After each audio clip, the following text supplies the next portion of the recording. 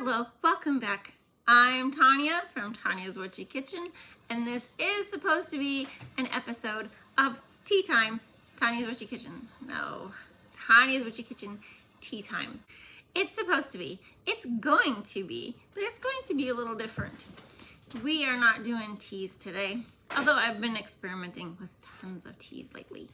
Like just actually recording what I threw in my little teapot thing.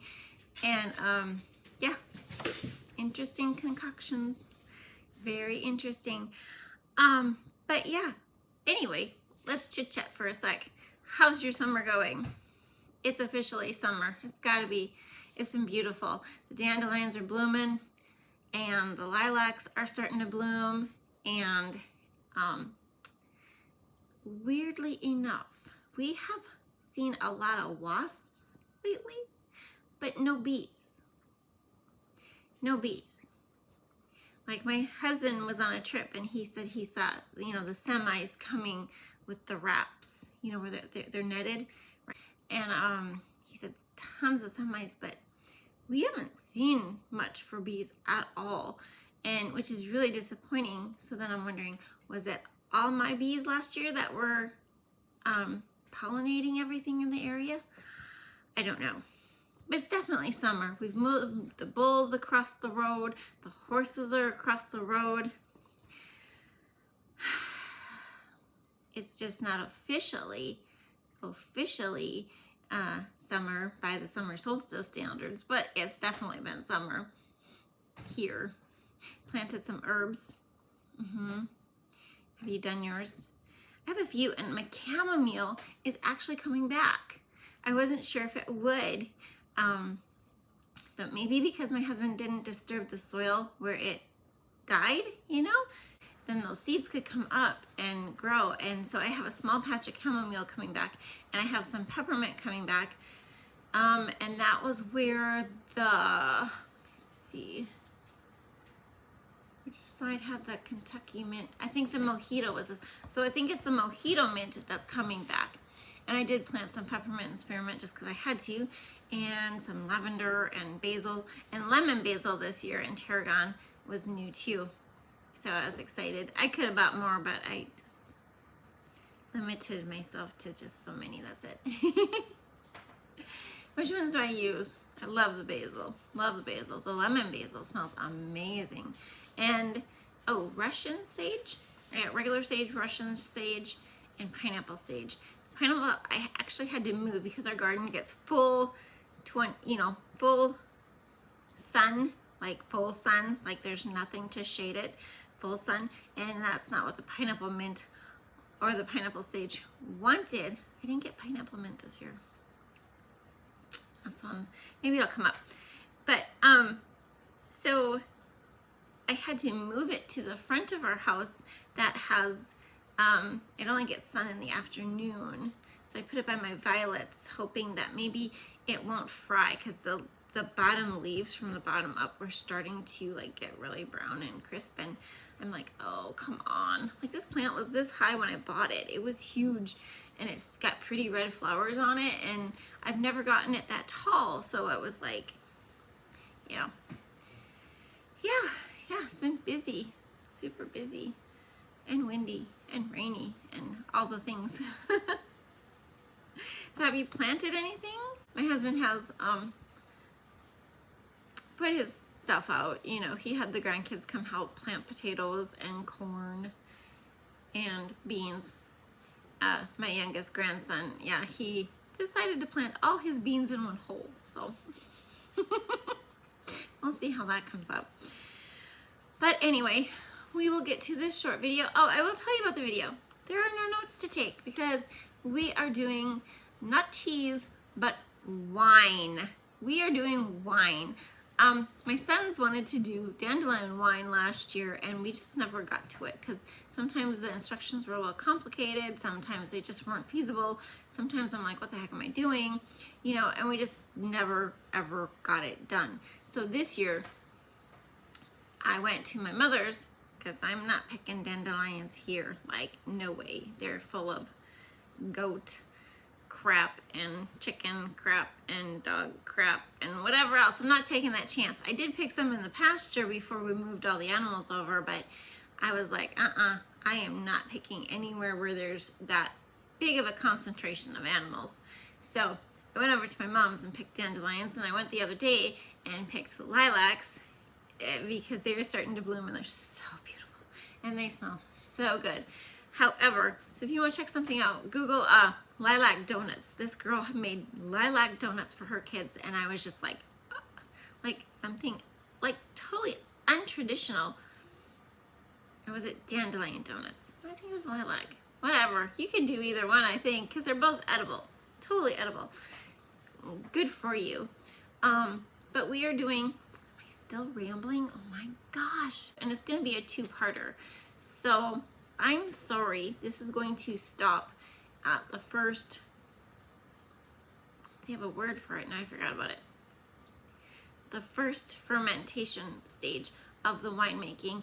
And then later on, I will come back with the second video of the fermentation stage. But in reality, this can take 9 to 12 months. But I wanted to get this out here to you so that you could try your own dandelion wine or your own lilac wine. And I will put the blog I am following down below so you can see, and maybe if you're ahead of me, you know, you can just keep going. But I'm going to try and stay on task with this. The lilac one does finish this fermentation. The first one is much quicker than the dandelion one. So, but we'll talk about that. You do need a few things, not right away, but you will, because you don't want the alcohol turning to vinegar.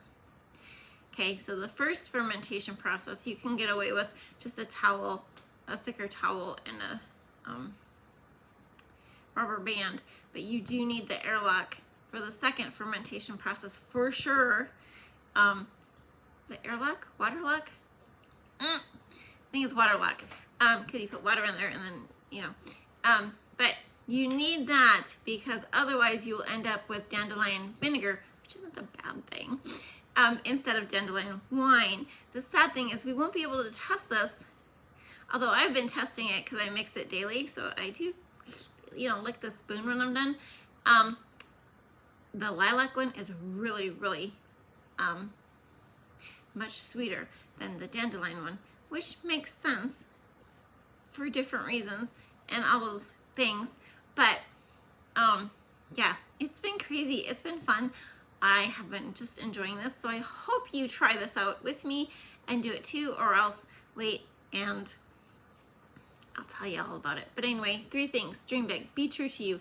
You are worth it. Let's go check out this wine. Flower wines. Dandelion and lilac. Okay, and to the dandelion wine. To start, we're going to need a quart of petals. So you want to pick more than a quart, okay? Because to take the green off, and yes, you want to take the green off. It's a chore.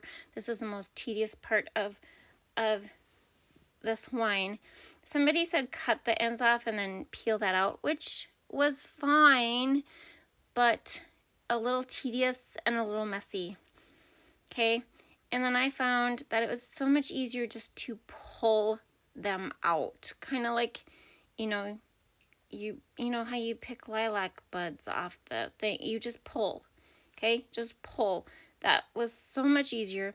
Try and get as much green off as you can.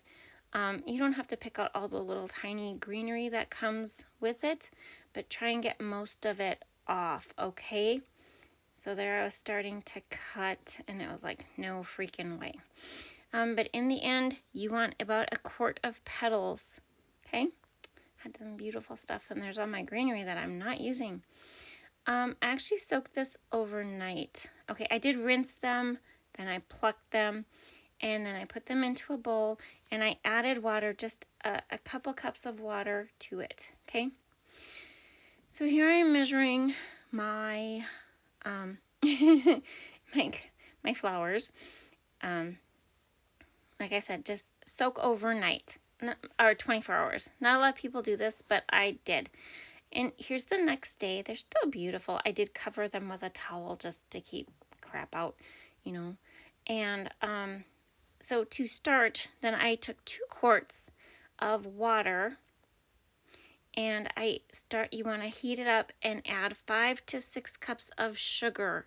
Yes, 5 to 6 cups of sugar to the water. And while it starts to heat up and dissolve, you are going to take 3 oranges and 1 lemon, and we're not going to zest that lemon because he was in the freezer, but we're going to squeeze and zest all 4 items. And just do a good zest job on them. Okay? And then while the water it might start to boil, just make sure your sugar is really, really well dissolved. Okay? Putting these into 2 quart jars in a large gallon jug. So in my small ones, I had 4 ounces of dandelions, but they were wet. And I had 12 ounces of dandelions that were wet in my big quart jar. You also need 8 ounces of black tea. I used Darjeeling for this one because we need the tannins from the tea for the wine. I'm going to have a little cup of water, just a little cup, like 1/4 of a cup of water, whatever, that we are going to add our active dry yeast to. 1 teaspoon, 1/2 teaspoon. And we want it to, we're using that to like reconstitute it, so it's not shocked by the water. Once the sugar water has come to room temperature, we're going to add it to our dandelion soaked tea, okay, to make about 3 quarts of liquid. Then we are going to add our black tea, our zest from our orange and our lemon, our citrus juice, the active dry yeast that is reconstituted in the water, and we're going to divide that amongst the 3 jars. Then we're going to add about 1/4 cup raisins to the little jars, 1/2 cup of raisins to the big jars. You can see I have fermentation lids on my little jars, and on my big jar I just put a triple layered towel just so the air came out but I wouldn't get stuff in until I got my water lock system in the mail. And it's not the first, it's the second time. I think they call it racking it. You need the water lock the second time for sure. Look at those bubbles, you guys. Because otherwise, your alcohol will turn into vinegar. So the first time, it's not totally necessary. The second time, it's mandatory. I did mix these once or twice a day. Not a lot of people said mix it, but I think it needed to be mixed. There's my water lock that I got. It's really super cool. But we're going to leave these go for 3 weeks, and then we will rack them. Okay, and to the lilac wine. First, you need some beautiful open lilac blossoms. We're going to need 6 cups. So we're going to measure approximately 6 cups of blossoms. And you might as well start your sugar water while you're picking those things off. You're going to need a good stainless steel pot, and you're going to need 2 to 3 quarts of water in there. Okay? Those are my 6 cups of blossoms in my large gallon jar. Okay? It does take a little while, but it's not as bad as the dandelions. And then you're going to go for the 5.5 to 6 cups of sugar in the water as it boils. And you can throw in a few blueberries for color. I don't know. I had regular blueberries. I had organic blueberries. It did turn blue, but You also need some black tea, and I am starting with this type of black tea this time, not my Darjeeling. I decided to try a different one. She also said Earl Grey is a great one because of the bergamot in there. Hot water, about 8 ounces to make the tea. This is what it looked like. It had a little bit of a bluish tint to it. We're also going to need some, I don't think I took a picture of the lemons, but here's my tea. Nice dark tea, heavy tea, strong tea, and about 1/2 cup of raisins. The raisins are actually in place of a yeast nutrient, okay? And then the 1 teaspoon active dry yeast, which wine yeast is what they normally use.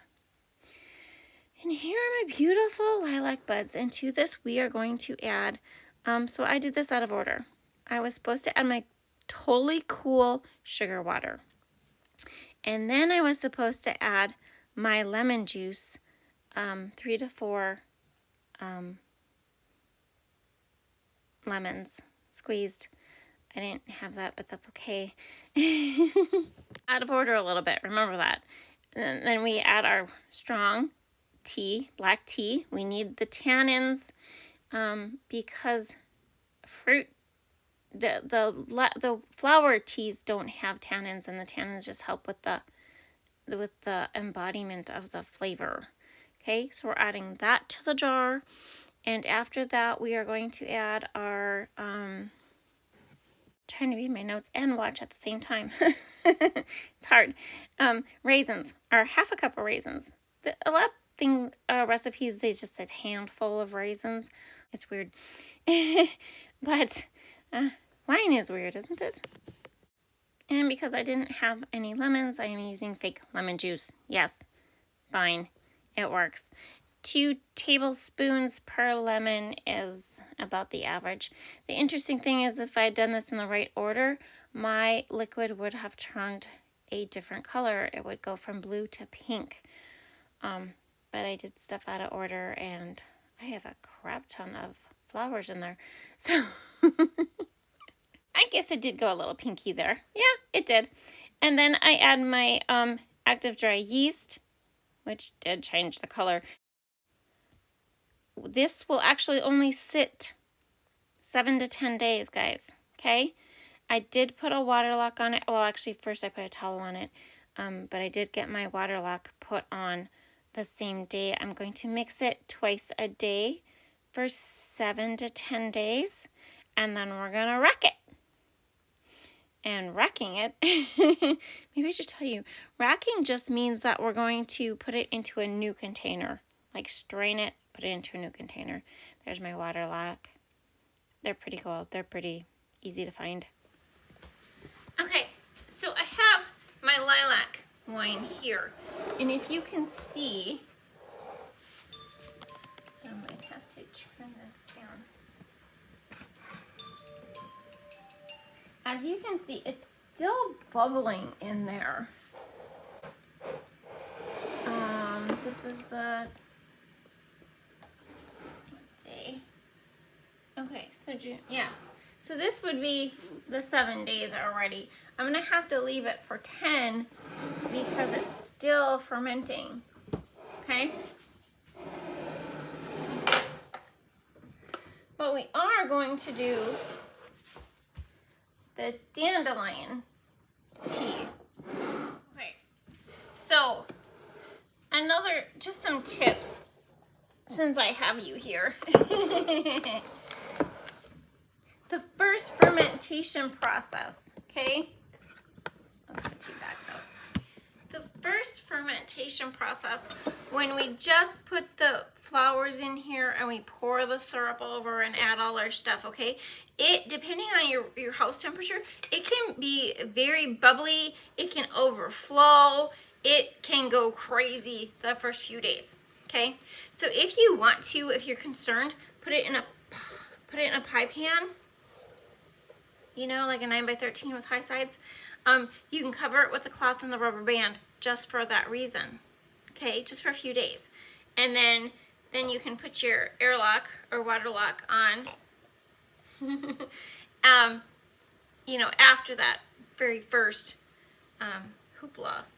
This one, my dandelion was more active, but it was smaller, so it, you know, it came up to here.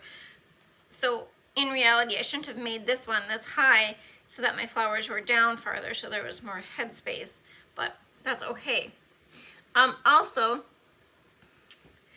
if you use raisins instead of the yeast nutrient, it can take longer to ferment, okay? And I have a lot of raisins in here. So normally it's 1/8 to 1/4 of a cup. It took me a while to find that information, and like I told you, I think I have a 1/2 cup in here. So you know, it will take longer to ferment because I don't have that yeast nutrient in here. Okay? And if some people will go straight from here to bottling, you can do that. Okay? But I am going to do the second ferment just to make sure I don't have any issues, because you can blow tops or whatever. Okay? So racking is just changing containers. That's all we're doing, is changing our containers. We're going to strain out the yeast and the flour. We're going to strain out the flours and the yeast sediment that's left behind. Let me see. Can you see the yeast sediment? See the sediment on the bottom? Yeah, that's the yeast sediment that's left behind. Okay, so that's what we're going to do today and just get it going.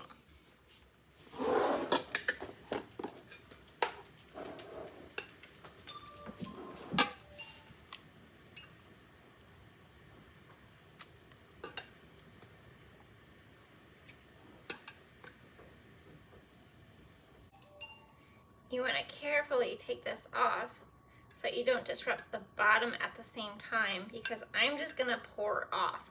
You can siphon it out with a siphon, but yeah, I don't have one, so that's not going to be a thing. Might have a raisin or two on the bottom, but that's okay. The other thing you want to do is you want to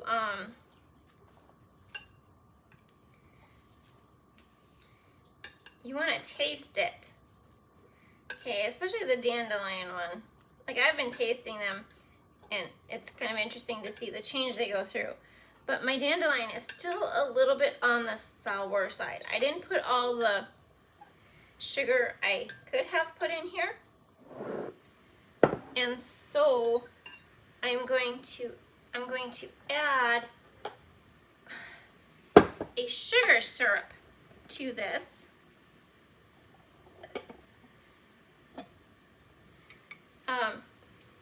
At this point, because there's still going to be some yeast in there that's going to eat up the sugar, but it's still early enough that I can add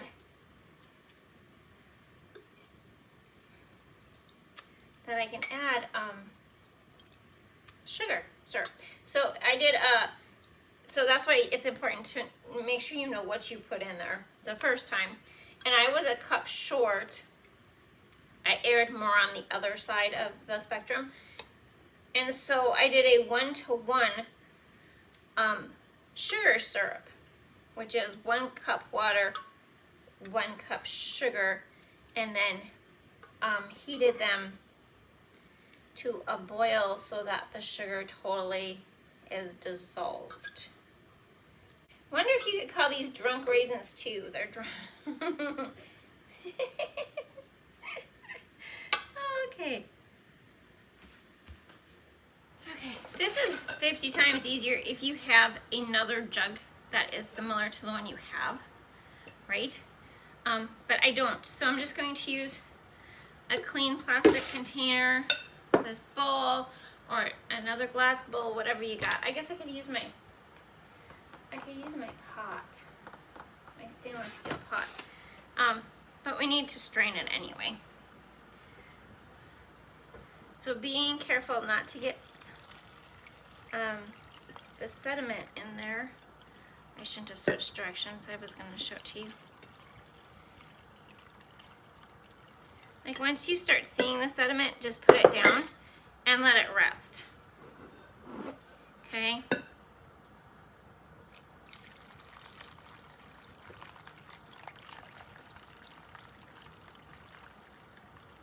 Because you might get it and see, there you go. And the main point though is just to get most of it, because we're gonna rack it again. We're gonna rack it again. That's why racking it twice is helpful, because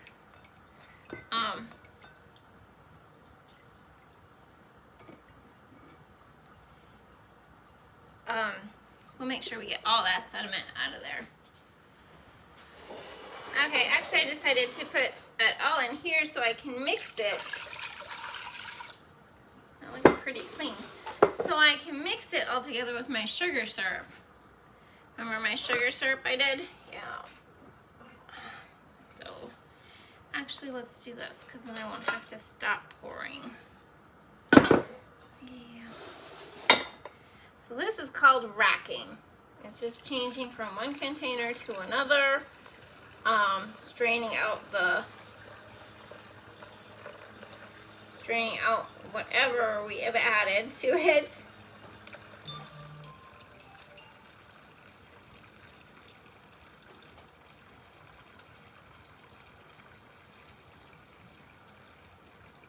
It's funny, you get to the bottom, it does smell a little yeasty. Yeah, look at that yeast in there, guys.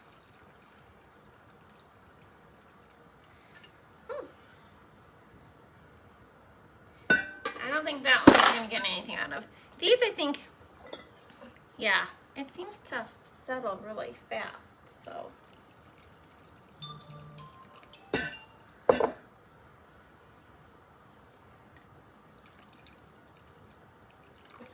Okay. There. Don't feel like I'm wasting so much. Okay, so it's all in here. I'm going to add my sugar syrup. That is warm. Oh no, nope. He's gotta be cold. So I'm gonna put him in a cold, cold double boiler. Do you know what I mean? Like I do with my lye water. I stick it in cold water in the, in the pot. Okay, so I'm gonna put him in a cold double boiler, and then I'm gonna clean my jars because I need my jars yet. Okay, and okay, back. See my double boiler? I got my cold double boiler because it cools things off when I need it to. I want this to be under 100. It's still 101.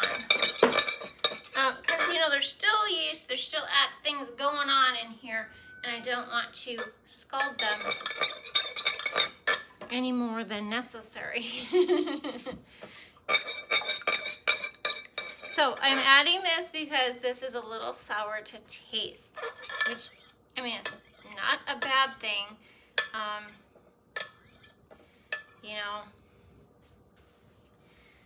Okay. Now, if you're going to long-term keep this, when we get to the bottling stage, I'm going to put mine in a big jug, a big glass jug. That's where mine's going. But if you want to keep it for a long time, you're going to want to bottle it, okay? Like we're talking years, years. You want to bottle it with a cork. It'll age better. If you're going to drink it within the first, year, few months, weeks, days, you don't have to worry about it. It's funny how you can smell certain notes of it. Okay. So what I'm going to do is pour it back into my jar. Try not to frickin' miss my jar. This is gonna be fun. Oh my gosh, you guys. Maybe I should ladle it.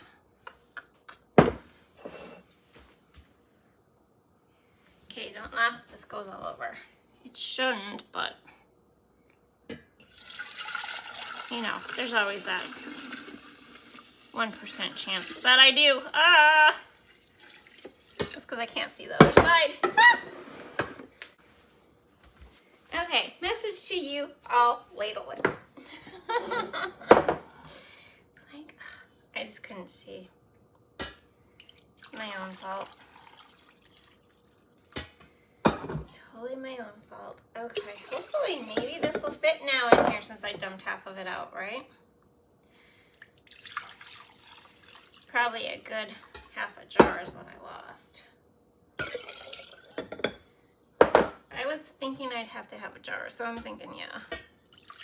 But you remove the flowers and all that. Okay.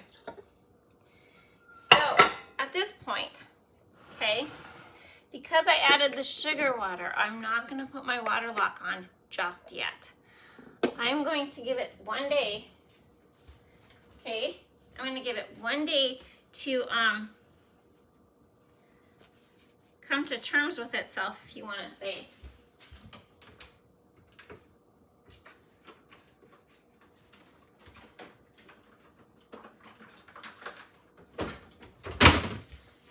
And I'm just going to put this on, okay? Just for a day, okay, one day. Because otherwise, just because I don't want it reacting and I don't think it will, okay? But otherwise, if you're confident and you don't add anything extra, you put the water lock on and you place it in a place that's kind of cool, not in the sun, not on your kitchen table where the sun shines through, okay? Someplace dark, cool, but where you can keep an eye on it, like in your pantry or something, okay? Because you don't want this to run out of water. As it bubbles and ferments, you don't want it to run out of water, okay? So that's racking it. So we do nothing with this now for 2 to 3 months. I am going to date this as far as how much time I have left to watch it, right? How much time there is, like my end date. Does that make sense? I will just borrow you. Okay, so we write today's date. 6, is it the 2nd? 23. Yeah, I'm getting this video out late, guys. Cut me some slack. So it's 2 to 3 months from this date. So June, so August to September, anytime in there. What I'm going to do is I'm going to rack it again, which means pour it out, make sure you don't have any sediment, put it, and that's when I can bottle it, okay? But so that's when you'll see me back, is in 2 to 3 months with a second video. And that's the end of part 1, our flower wines. I hope you had a good time. Thank you for dropping by. I will see you next time. Bye-bye.